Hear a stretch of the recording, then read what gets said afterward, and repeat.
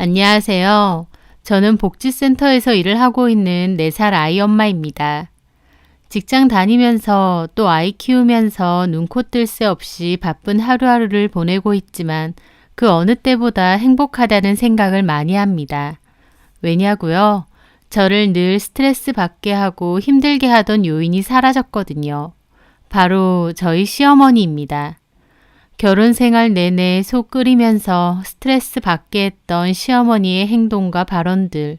이제 그 꼴 안 보고 사니 속이 다 시원하네요. 저와 시어머니 사이에 어떤 일이 있었는지 몇 년 전에 있었던 일에 대해서 말해볼까 합니다. 저는 사회복지학과를 졸업하고 복지센터에서 근무를 했어요. 제 적성에는 참 잘 맞는 일이라서 보람된 마음을 가지고 일을 잘 해오고 있었죠. 그러다가 초등학교 동창회가 있었어요. 그전에는 동창회 자체가 없었다가 한 친구의 적극적인 추진 덕에 열리게 되었습니다. 저도 오랜만에 옛날 친구들도 보고 싶어서 동창회에 나가게 되었어요. 그곳에서 그 친구를 다시 만나게 되었습니다. 손우창이라는 이름의 친구인데 초등학교 때는 제법 친했던 친구예요. 초등학교 졸업 이후 한 번도 본 적이 없으니 20년 가까이 못 보다가 본 거였죠. 한때는 친했던 친구여서 어떻게 사는지 궁금했었는데 어른이 되어서 다시 보게 되니 낯설면서 또 신기하고 너무 반갑더라고요. 그날 특히 우창이랑 이런저런 얘기를 참 많이 나누었던 것 같아요. 그러면서 우창이는 초등학교 때 저를 좋아했었단 소리도 하더군요. 저는 몰랐었거든요. 왜냐하면 그때 우창이는 저랑도 친했지만 누구랑도 친한 친구였어요. 부잣집 도련님의 인기도 많았던 아이였거든요.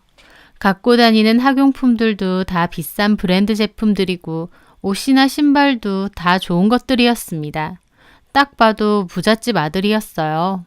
그럼에도 성격이 착하고 털털한 데다 운동도 잘해서 여자애들, 남자애들 가릴 것 없이 인기가 많았죠.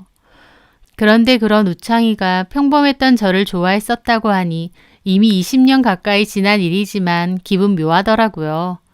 동창회 이후 우창이와는 개인적으로 연락을 주고받았습니다. 우창이는 주류회사 구매부서에서 일을 한다고 하더군요. 연락도 하고 만나는 일도 잦았습니다. 우창이가 영화 보러 가자, 밥 먹으러 가자, 여기 가봤느냐 등등 연락을 많이 해왔어요. 우창이와 만나면 꼭 초등학교 때로 돌아간 것처럼 즐겁더라고요.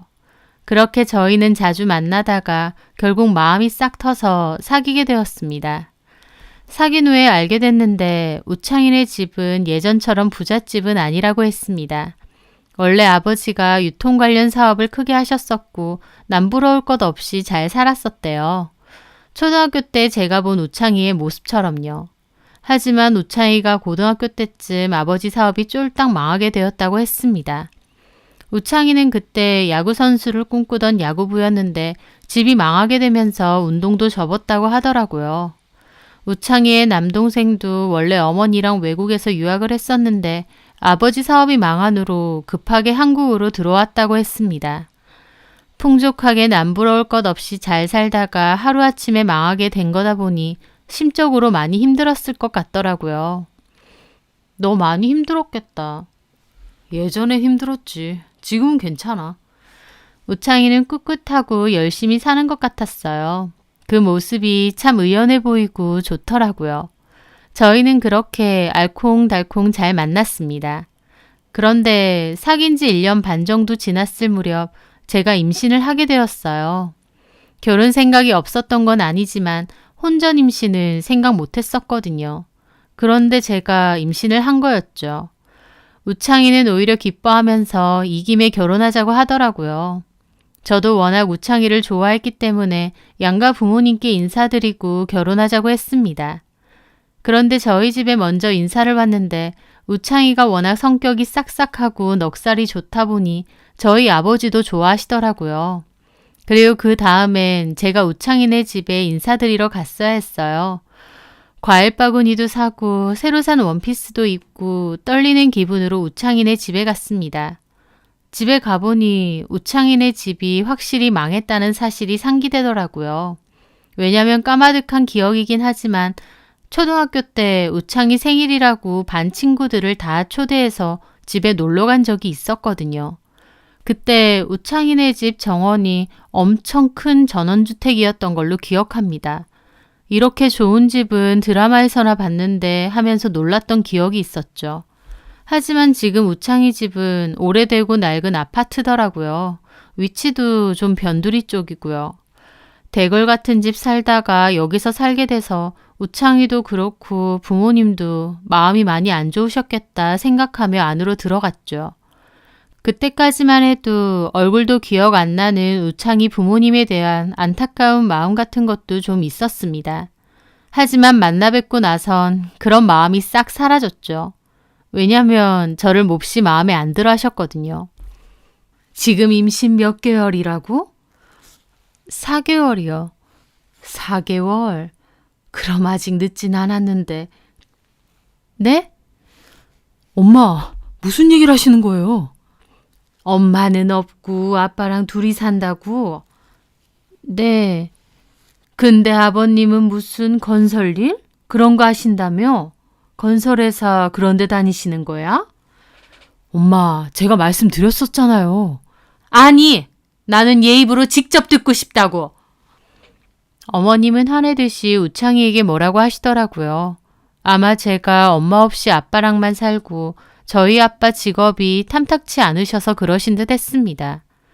저희 엄마는 제가 중학교 때 돌아가셨고 아빠가 저를 키워주셨어요.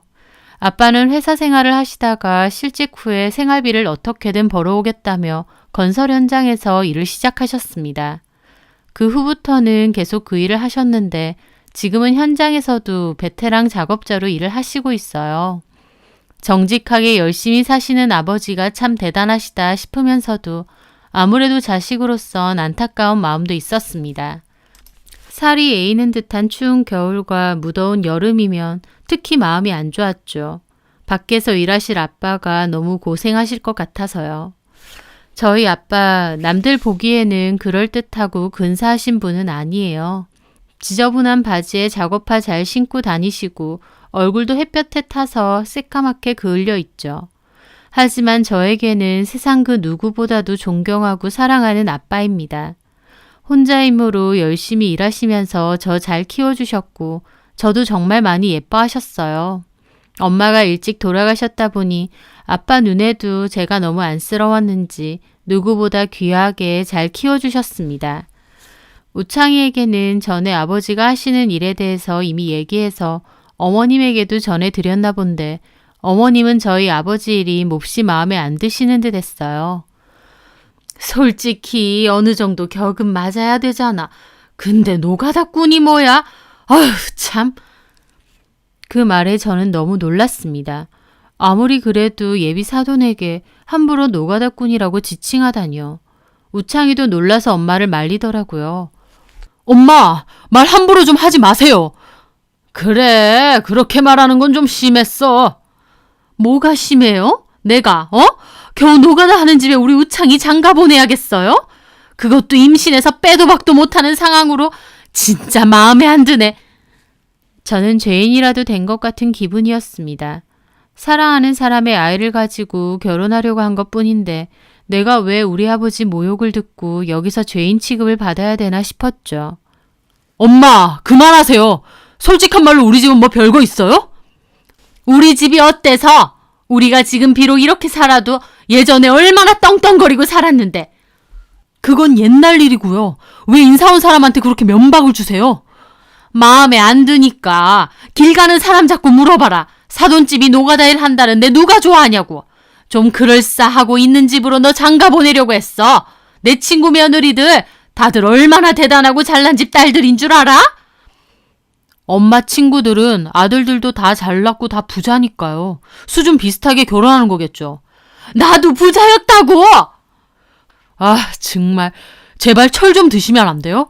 집 망한 지 지금 15년도 넘었어요. 언제까지 그때에서 못 벗어나고 이러실 건데요? 선진이 저한테는 오히려 과분한 여자예요. 저한테 차고 넘친다고요. 웃기고 있네. 얘가 뭐가 차고 넘쳐? 볼 거 하나도 없구만. 엄마 제발요. 저는 너무 서러워서 눈물을 뚝뚝 흘리면서 자리에서 뛰쳐나갔습니다. 우창이가 쫓아나왔지만 우리 결혼 없던 걸로 하고 헤어지자고 하고 택시 타고 가버렸죠. 그런 꼴을 당할 거라곤 생각도 못했습니다. 특히 아빠께 너무 죄송했죠. 저는 뱃속에 아이고 뭐고 이 결혼은 안 해야겠다 생각했습니다. 저를 저렇게 안 좋아하시는데 어떻게 결혼을 하겠나요? 하지만 우창이는 끝까지 저에게 사과를 하며 매달리더라고요. 뱃속의 아이만 생각하자면서요. 저도 그때 고민을 많이 했어요. 우창이 자체로만 보면 정말 좋은 사람이고 결혼도 하고 싶은데 시어머니 자리가 너무 고약했죠.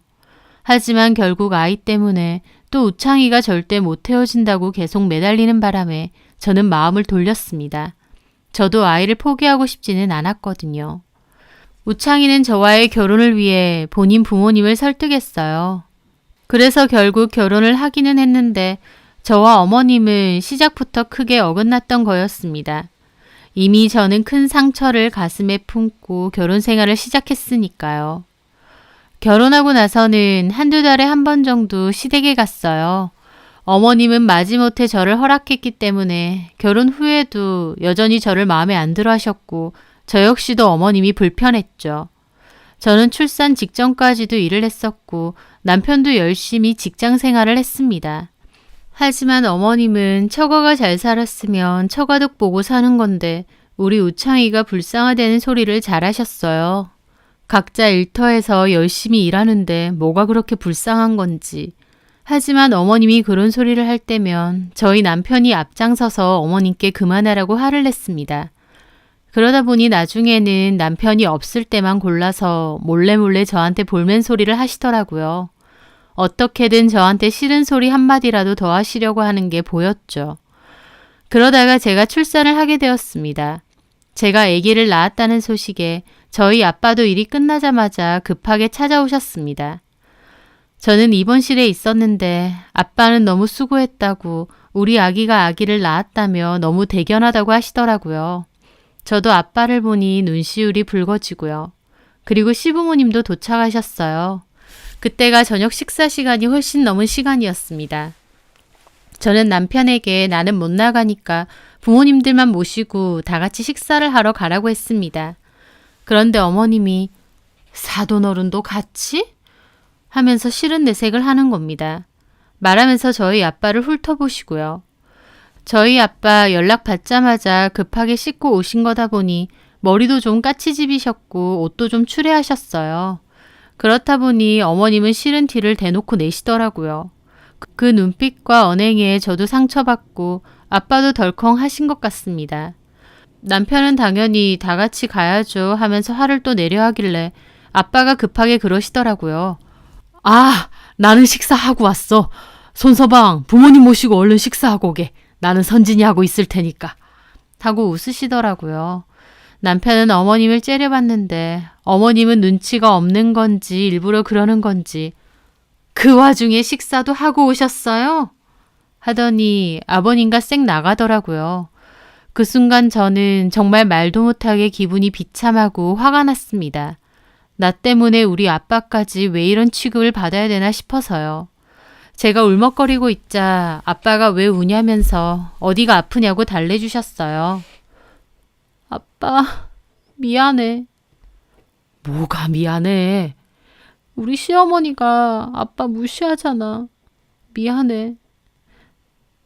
아니야 그런 거. 아빠는 괜찮아. 오히려 아빠가 못나서 네가 미움받을까 걱정이다. 아빠는 저를 달래주시더라고요. 당연한 소리지만 아빠는 식사도 안 하신 것 같았습니다.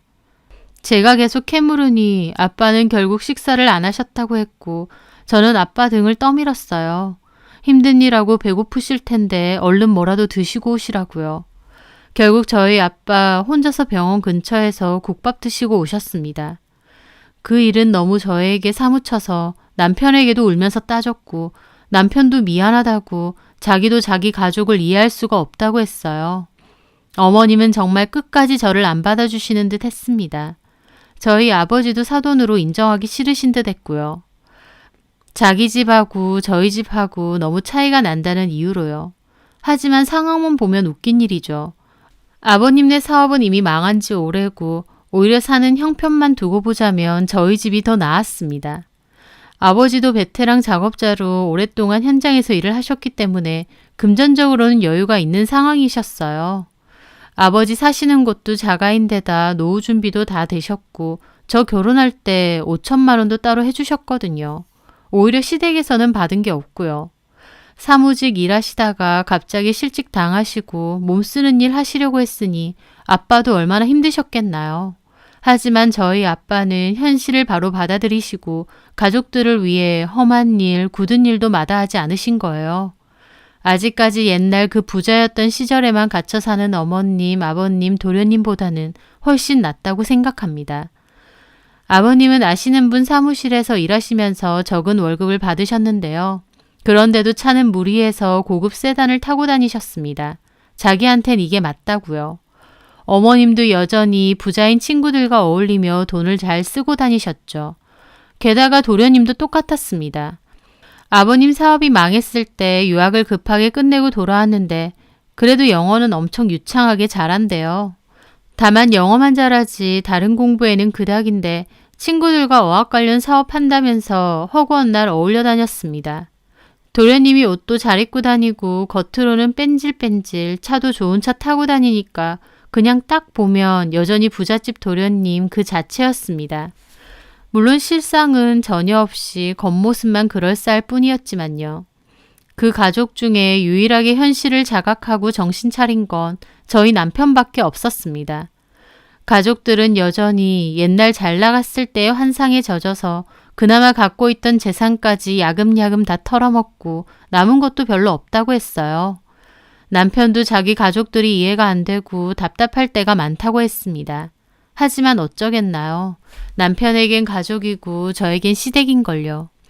그렇게 저는 아이를 낳았고 한동안은 아이를 키우느라 정신이 없었어요. 그러다가 명절이 찾아왔고 다시 시부모님 댁을 찾게 되었습니다. 그런데 어머님이 웬일로 싱글벙글이었습니다. 도련님이 곧 결혼을 한다는 거예요. 그런데 상대방 여자 아버지가 엄청 재력가라는 겁니다. 어머님이 좋아하시는 부잣집 딸인 거였죠. 그런데 저는 좀 의아해서 도련님에게 물었어요. 근데요, 도련님, 현경 씨랑 헤어지셨어요? 제 말에 어머님은 무슨 못 들을 말이라도 들은 양 얼굴을 있는 대로 구기시더라고요. 야! 여기서 현경이 걔 얘기가 왜 나와? 네? 없이 살았으면 눈치라도 빠르든가. 우리 우민이가 걔랑 깨진 지가 언젠데 걔 얘기를 하느냔 말이야. 저는 어머님의 면박에도 의아한 기분이 들었습니다. 왜냐면 현경 씨는 제가 아기 낳을 때만 해도 도련님과 잘 사귀고 있었고 저한테 출산 잘하셨느냐고 너무 고생 많으셨다면서 문자도 하나 보냈었거든요. 현경 씨라고 도련님과 사귀던 여자친구가 있었는데 저 출산 전에 저희 부부랑도 한번 만난 적이 있습니다. 도련님이 결혼할 여자라고 소개해 줬거든요. 얼굴도 예쁘고 싹싹하고 착하고 저도 예비 동석감으로 너무 마음에 드는 거예요. 아니 예비 동서가 아니라 그냥 알고 지낼 동생으로도 마음에 쏙 드는 친구였죠. 남편에게 듣기론 현경 씨 부모님은 동네에서 편의점을 함께 운영하신다고 했습니다. 현경 씨는 회계 사무실에서 일을 하고요. 두 사람은 서로 엄청 좋아하고 눈에서 꿀이 뚝뚝 떨어졌어요. 그래서 결혼도 곧 할 줄 알았고요. 그런데 현경 씨는 어디 가고 갑자기 몇 개월 만에 다른 여자분과 도련님이 결혼을 한다는 겁니다. 제가 의아해하자 어머님은 저에게 어디 가서 입 함부로 놀리지 말라고 경고하셨어요. 그 순간에도 도련님은 아무 말 못하더라고요. 그런데 어머님이 또 저를 걸고 넘어지시는 겁니다. 우리 우민이가 현경이 같은 그런 애랑 결혼해봐. 너 같은 애랑 결혼한 우창이 꼴 나는 거지. 저도 그 말에 울컥해서 따졌죠. 어머님, 말씀 좀 가려서 하세요. 저 같은 애가 뭔데요? 볼 것 하나도 없는 노가다 꾼집 아니야. 우리 우창이가 잘난 처가 만나서 도움이라도 좀 받았어야 되는데 너네 집에서 우리 우창이한테 뭘 해줄 수 있는데? 서로 좋아서 하는 결혼인데 도대체 뭘 해줘야 되는데요? 이러니까 없는 것들은 안 돼. 결혼이 그냥 지들 좋다고 대충 하는 건 줄 알아? 그리고 내가 첫째 아들 결혼이 너무 마음에 안 들어서 둘째만큼은 내가 원하는 여자랑 결혼시키겠다는데 뭔 상관인데? 너 어디 가서 눈치 없이 뻥끗하지 마라. 그 현경인가 그 기집애 얘기도 꺼내지도 말고. 어머님은 고래고래 저에게 소리를 지르셨습니다. 저는 너무 기막혔어요. 그때 마침 남편이 아이 데리고 밖에 나갔었거든요. 남편이 또 자리를 비우니까 저를 저렇게 무시하고 쥐잡듯이 잡으신 거죠. 저는 화가 나서 부들부들 떨다가 결국 밖을 뛰쳐나갔습니다. 제 뒤통수에 대고도 없이 사는 주제에 성깔은 더러워가지고 라고 하시더라고요. 그렇게 아파트 밖으로 나왔는데 너무 서러워서 눈물이 다 났습니다. 그리고 근처 벤치에 앉아서 마음을 삭히고 있는데 남편이 아이를 안은 채로 가다가 저를 발견하고 급하게 달려왔습니다. 선진아, 왜 여기 있어? 제가 언짢은 기분으로 아무 말 안 하자 남편이 또 눈치챈 것 같았습니다. 혹시 우리 엄마가 또? 제가 고개를 끄덕이자 남편은 뒷목을 잡더라고요. 그러더니 결심한 듯 말하더군요. 미안하다. 이번 한 번만 참아줘. 다음부터는 그냥 우리 집 오지 말자. 라고 하는 겁니다. 저는 놀라서 물었죠. 정말? 부모님께 내가 말씀드릴게. 당신 나한테 귀하고 소중한 사람인데 엄마가 자꾸 함부로 대하는 거 나도 못 보겠어.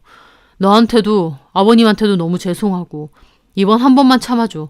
다음부턴 그냥 나 혼자 갈 테니까. 남편은 저에게 진심으로 미안해했습니다. 남편이 저를 저렇게까지 생각해주고 위해준다고 생각하니 저도 화가 풀리더라고요. 그래서 저도 알겠다며 고개를 끄덕였죠. 그렇게 남편 손에 이끌려 다시 들어갔는데 어머님은 저를 보고 마음에 안 들어서 고개를 막 저으시더라고요. 혀를 차면서요. 그렇게 불편한 기분으로 명절을 보내고 집으로 돌아왔습니다. 그 후 저는 현경 씨가 궁금해졌습니다. 도련님이랑 언제 그렇게 깨진 건가 싶기도 했고요.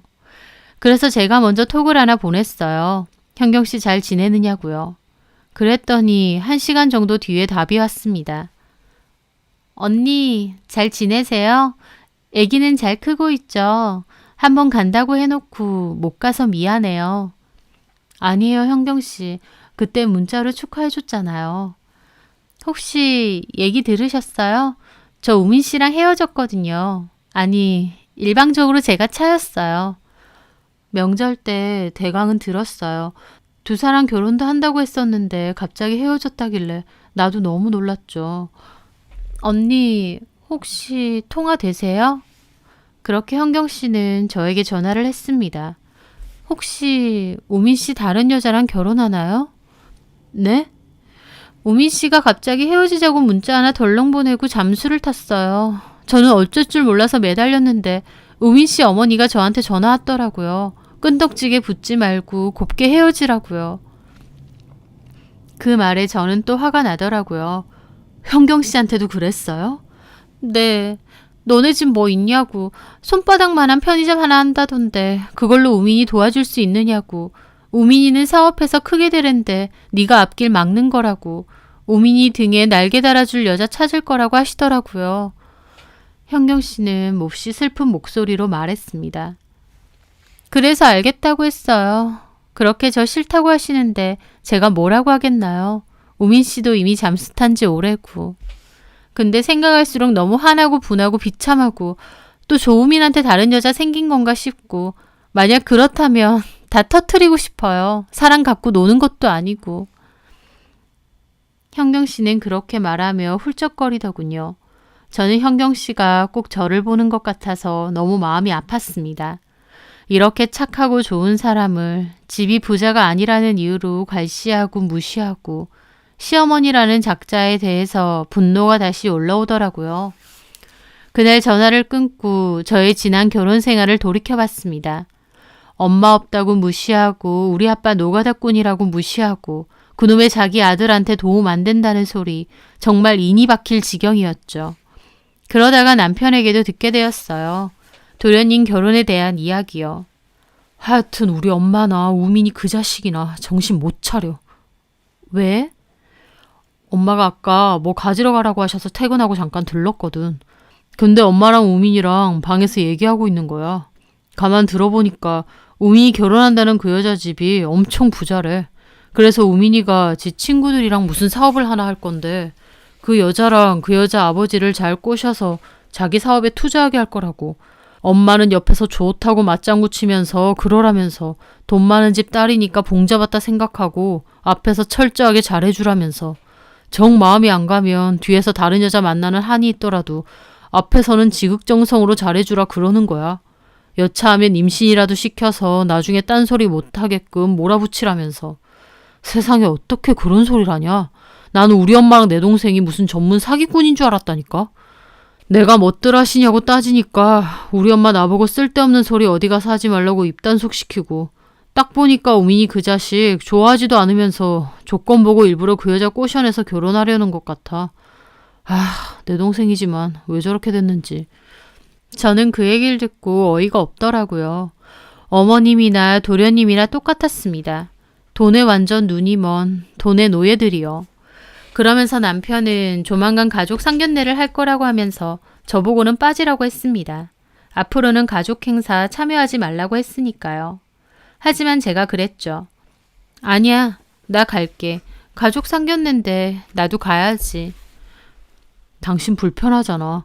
그래도 되겠어? 앞에 도련님 예비 사돈들도 계신데 나한테 뭐라고 하시겠어? 하긴 체면 차리는 자리인데 그렇게 절대 안 하시겠지. 그렇게 상견례 날이 다가왔습니다. 저는 상견례장으로 출발하기 전에 현경 씨에게 문자 한 통을 보냈습니다. 현경 씨 복수 내가 해줄 테니까 기다려요. 나중에 전화할게요. 라고요. 그리고 약속된 상견례장에 아이를 안고 들어갔습니다. 아직 상대방 부모님은 안 오셨고 어머님, 아버님, 도련님만 앉아 계셨어요. 어머님 저 보자마자 또 톡 쏘아붙이시더군요. 너는 옷차림이 그게 뭐야? 좀 신경 써서 부티나게 입고 오라니까. 어휴, 빈티나게 정말. 엄마 좀. 알았어. 지네 마누라한테는 한마디 하는 것도 못 참지. 아주 자식 새끼 헉 키웠어. 우리 우민이밖에 없다, 엄마는. 어머님은 그러면서 둘째 아들 등을 토닥이시더라고요. 새삼 어이가 없고 열받더라고요. 그렇게 잠시 기다리고 있으니 도련님이 결혼하려고 하는 그 여자분과 부모님이 들어오셨습니다. 저희 어머님 벌떡 일어나서 콧소리로 막 그러시더라고요. 오신다고 고생하셨어요. 차 많이 막히죠? 아니요, 괜찮았습니다. 어서 앉으세요. 시장하실 텐데. 인물들이 너무 좋으시다. 우리 수영이가 워낙 예쁘잖아요. 누굴 닮았나 했더니 어머님, 아버님이 다 인물이 좋으시네. 어머님은 혼자서 들떠서 온갖 아부는 다 떨더라고요. 그 모습을 보는데 저는 속으로 또 울컥했습니다. 저희 아버지께 하는 것과는 180도 달랐거든요. 저는 아랫입술을 꽉 깨물었죠. 어머님의 난리법석에도 상대방 여자 집은 오히려 네, 고맙습니다 정도로 차분하시더라고요. 분위기를 보니 오히려 여자네 집 쪽에서 도련님을 탐탁치 않아 하는 느낌이랄까요? 어머님은 혼자서 막 웃으면서 가족을 소개하더라고요. 여기는 우리 바깥 양반이시고 여기는 우리 큰아들이에요. 그리고 옆에는 며느리고 우리 손주. 오히려 딱딱하게 굳어있던 표정의 상대 부모님들은 저희 아기를 보자 환하게 웃으셨습니다. 예뻐라. 몇 개월이에요? 6개월 다 돼가요. 딸이죠? 아들이에요. 어머, 참 예쁘다. 그 말에 저희 어머님 또 호들갑을 떠시더라고요. 사부인 아기 엄청 좋아하시네. 사부인 손녀 얻으시면 더 예쁘실 거예요. 우리 우민이랑 수영이랑 반반씩 닮으면 얼마나 예쁘겠어요. 예. 그 말에 저는 그 수영이라는 여자를 쳐다봤어요. 참하고 착해 보이더라고요. 이런 여자를 저희 시댁 같은 사기꾼 집으로 시집오게 할 순 없었습니다. 저희 어머님 식사를 하면서 상대방 부모님 사업이나 재력에 대해서도 계속 물어보시더라고요. 아버님이 사업 크게 하신다던데 저희 바깥 양반도 사업 크게 했었거든요. 지금은 접었긴 하지만 오민이한테 들어보니까 사원수도 많고 탄탄하시다고. 어머님이 자꾸 대놓고 돈동거리시니까 상대 부모님들 표정도 그렇게 좋진 않았습니다. 마지못해 대답하는 느낌이랄까요? 저는 그때쯤 젓가락을 내려놓았어요. 그리고 마음을 먹고 저희 어머님께 말했죠. 어머님. 어머님은 갑자기 왜 부르냐는 표정으로 저를 보시더라고요. 어머님 참 좋으시겠어요. 그토록 원하던 부잣집 딸 며느리로 들이게 되셔서. 저는 한없이 해맑고 눈치 없는 톤으로 말했습니다. 제 말에 어머님 멈칫하시더라고요. 그 얼굴이 입은 웃고 있는데 눈은 욕을 하고 있었죠. 가만히 있으라는 표정이요. 그러더니 애써 어색하게 웃으시며 말하시더군요. 뭔 소리니? 내가 언제? 우리 수영이 같이 착하고 좋은 애가 며느리로 들어오게 되니까 좋다고 했지. 저는 더 낭창하게 말했습니다. 에이, 그렇게 얘기 안 하셨잖아요. 돈 많은 집 딸이면 장땡이라고, 봉 잡았다고 그러셨잖아요. 이분이 어머님하고 우리 도련님 봉인가 보다. 제 말에 정말 분위기는 얼음처럼 굳어졌습니다. 어머님은 눈 옆에 힘줄까지 튀어나오시더라고요. 왜 이래 얘가? 뭐 잘못 먹었어? 아니요. 저는 도련님이 현경 씨랑 결혼할 줄 알았거든요. 둘이서 죽고 못 살았잖아요. 근데 갑자기 헤어지고 몇 달도 안 돼서 이분이랑 결혼한다고 하니 이분이랑은 정말 찐사랑인가 보다 싶고 아차. 어머님이 눈치 없이 현경 씨 얘기하지 말라고 하셨는데 죄송해요 어머님. 그 말에 어머님이 입이 떡 벌어지고 도련님도 어쩔 줄 몰라 하더라고요. 저희 남편도 놀라서 왜 그러냐고 팔을 당기고요. 저는 환하게 웃으며 그랬죠. 왜? 자기도 들었잖아. 도련님 사업하고 싶어 하는데 그거 돈 많은 처가 만나서 돈 뜯어낼 거라고. 우리 집은 가난하다고 처가 도움 받을 거 없다고 어머님이 그렇게 구박을 하셨는데 우리 도련님은 부자 처가댁 만나서 얼마나 좋으실까? 제 말에 어머님 엄청 당황해 하셔서 어쩔 줄을 몰라 하시더라고요. 상대방 부모님들 표정 있는 대로 굳어 있고요. 자네 그리고 사부인 진짜 그렇게 말하셨습니까? 아니에요. 얘가 미쳤나 봐 진짜. 얘가 아기 낳고 우울증? 그런 게 있어서 약 먹거든요. 한 번씩 이렇게 헛소리해요. 내가 이럴 줄 알고 안 데리고 오려고 했는데. 저를 우울증 환자로까지 몰더군요. 그래서 저는 마지막 어퍼컷을 날렸습니다. 상대방 여자분에게 물었죠. 수영 씨라고 했죠? 네. 혹시 임신하신 건 아니죠? 네? 상대방 여자도 부모님도 놀라서 쳐다보시더라고요. 저는 여전히 해맑게 웃으며 말했습니다. 아니, 우리 어머니가 정 안 되면 임신이라도 시켜서 붙잡으라고 그러셨거든요. 그래서 혹시나 하고. 제 말에 어머님 성질 못 참으시고 결국 자리에서 벌떡 일어났습니다. 야! 그리고 상대방 부모님도 자리에서 일어나셨죠. 뭐 이런 사람들이 다 있어? 아닙니다. 제가 헛소리 하는 거예요. 아픈 애예요. 하지만 씨알도 안 먹히고 상대 아버지는 도련님에게 물었죠. 손서방, 아니 손우민 씨. 예? 자네랑 어머님이 주고받은 말이 다 진짠가? 내 안 그래도 자네 찝찝했어. 무슨 어학 관련 사업 잘 된다고 말은 하는데 내가 알아보니까 실체도 없고 운영도 제대로 안 되는 것 같고 우리 수영이가 좋다고 하도 그래서 마지못해 상견례장까지는 나왔는데 내가 생각한 게 딱 맞네. 이런 사기꾼 집안 같으니라고. 뭐? 봉을 잡아? 임신이라도 시켜서 붙잡으라고? 이런... 상대 아버지는 몹시 노여워하셨어요. 어머님과 아버님도 당황해서 어쩔 줄 몰라 하셨죠. 그게 아니에요, 사돈. 사돈은 누가 사돈입니까? 얘네가 결혼을 하기로 했어요. 뭐랬어요? 나 평생 사업 운영한 사람입니다. 사람 딱 보면 대충 견적 나와요.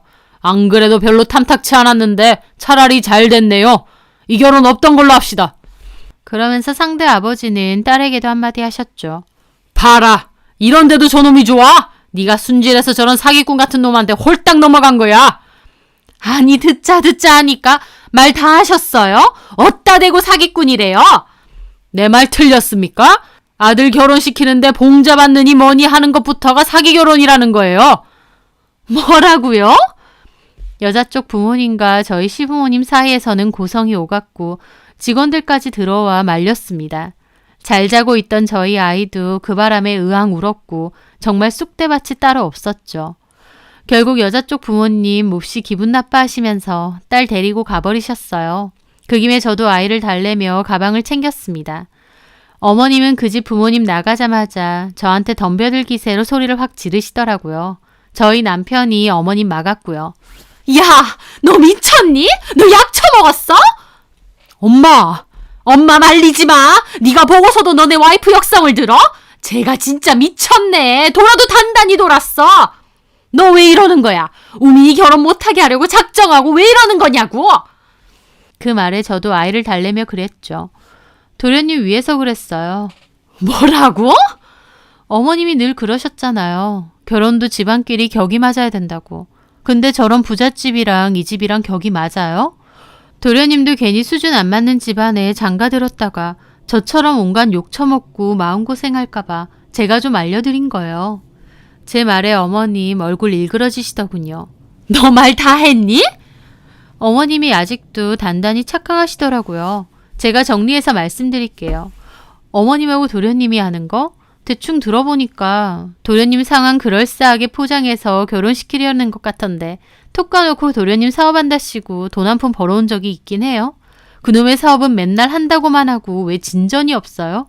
근데 저 집에는 뭐 비전 있는 사업인 양 둘러댄 모양인데 그게 사기 결혼이라는 거거든요.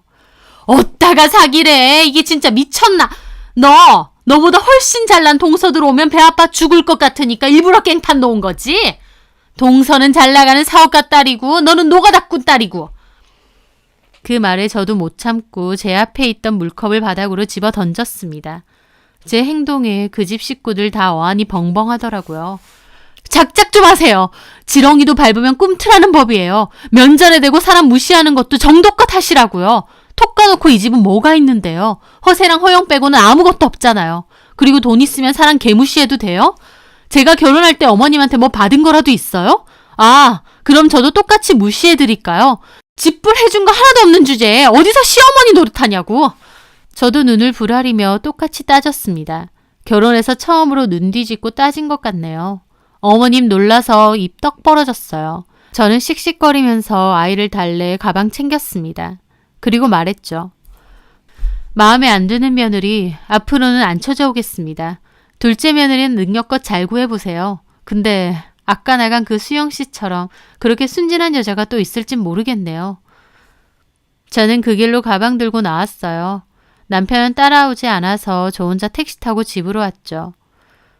집에 와서 아이 달래서 재우고 나오니까 남편도 왔더라고요. 남편한테는 조금 미안했습니다. 왔어? 이렇게 하자고 상견례 간다고 한 거야? 자기한텐 미안해. 남편은 제 말에 한숨을 쉬며 자리에 앉더라고요. 그리고는 한참 말이 없이 창밖만 보고 있다가 그러더군요. 차라리 잘 됐어. 나도 찝찝했어. 우민이 저 자식 하고 있는 일도 그렇고 우리 집도 그렇고 뻥튀기해서 결혼하려고 했잖아. 나중에 더 문제될 수도 있으니까. 그렇긴 해도 내가 어머님한테 그렇게 한 거 섭섭하지?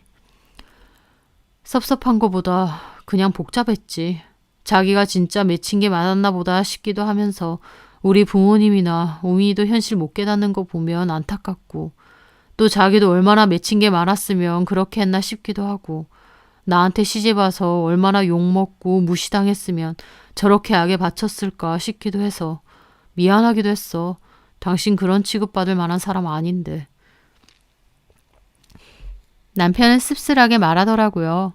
저는 그런 남편의 손을 잡았습니다. 미안해. 그리고 내가 그렇게 한 거 이해해줘서 고마워. 아니야, 내가 미안하다. 그렇게 저와 남편은 아무 말 없이 한참을 앉아 있었습니다. 동생 상견례 깽판 놓고 시부모님께도 난리를 친 거니 제가 미울 수도 있었겠지만 남편은 그래도 저를 이해해주고 도리어 미안하다고 하더라고요. 시부모님은 안 보고 살아도 앞으로 살면서 남편에게는 더 잘하고 살아야겠다 다짐했죠. 그 후 저는 시부모님과는 일절 만나지 않고 삽니다. 남편도 그러라고 했지만 시부모님도 저를 안 보고 싶어 하셨어요. 제 입장에선 오히려 좋았고요. 도련님은 그 여자와 끝이 났습니다. 그리고 다시 현경 씨에게 보고 싶다느니 어쩌느니 술 먹고 전화했다는데 현경 씨가 욕하고 전화 끊었다고 했어요. 제가 이 일을 전해주자 현경 씨는 고맙다고 하더라고요. 하지만 제가 그랬죠. 사실은 현경 씨를 위한 복수가 아니었다고. 내가 여태까지 당하고 산 게 너무 억울해서 그 자리를 빌어서 내가 복수를 하고 싶었다고. 그리고 또 얘기했어요. 그런 집으로 시집와서 내가 당한 무시 똑같이 겪으면서 살지 말라고요. 나와 우리 부모님을 존중해 줄 수 있는 남편과 시댁을 만나야 된다고 말이죠. 현경 씨는 고맙다고 명심하겠다고 하더라고요. 저도 그런 생각이 듭니다. 처음에 우리 아버지 무시하고 나 마음에 안 든다고 하셨을 때 끝을 냈어야 되는 건 아니었나 하고요. 제 나름대로 열심히 정직하게 잘 살아왔는데 어머님이 저희 집 별 볼 일 없다고 무시하고 저희 아빠까지 무시할 땐 제가 살아온 인생을 부정당하는 것처럼 힘들었습니다. 하지만 최소한 저도 제 마음속에 있던 말 다 했고 또 어떤 상황에서도 제 편이 되어주는 남편도 있다는 걸 확인했으니 이만하면 됐다 싶기도 해요. 그 후 저는 시부모님과 왕래 없이 지낸 지 몇 년 됐어요. 남편만 가끔 아이 데리고 시댁에 가는데요. 시부모님이 저에 대해서 여전히 안 좋게 얘기하시는 것 같지만 남편 선에서 알아서 끊어내는 것 같더라고요. 애 앞에서 자꾸 애엄마 욕하면 이제 안 올 거라고 하면서요. 도련님은 아직까지도 사업 핑계 대면서 밖으로 돌고 팔자 고쳐줄 여자 없는지 찾아보는 것 같았어요. 몇 년이 지나도 여전했죠. 고생하기는 싫고 돈은 많고 싶어 했으니까요. 같은 뱃속에서 나와도 참 저희 남편하고는 다르다 싶더라고요. 그리고 현경 씨는 얼마 전 다른 남자와 결혼한다고 저에게 청첩장도 보냈습니다. 그 사건 이후로 저하고는 따로 연락도 하고 만나서 커피도 한 잔씩 하면서 친하게 지냈거든요. 저도 현경 씨에게 남편에게 아기 맡기고 결혼식 참석하겠다고 진심으로 축하한다고 했죠. 가끔은 그런 생각도 듭니다. 어머님이 저와 저희 집을 존중해주고 받아주셨더라면 저도 그만큼 잘하고 살았을 텐데 라고요. 다른 사람 무시하고 깔본다고 본인의 위치가 올라가는 게 절대 아닌데 어머님은 사업이 망하면서 함께 무너진 자존감을 저를 무시하면서 채웠던 게 아닌가 싶기도 합니다. 어른이자 시부모님이어도 존중할 만한 행동 하나 없으셨으니 저도 더 이상 존중해드릴 이유가 없죠. 물과 기름처럼 절대 섞일 수 없는 성향이니까 지금처럼 계속 안 보고 살았으면 하는 게 제 마음입니다.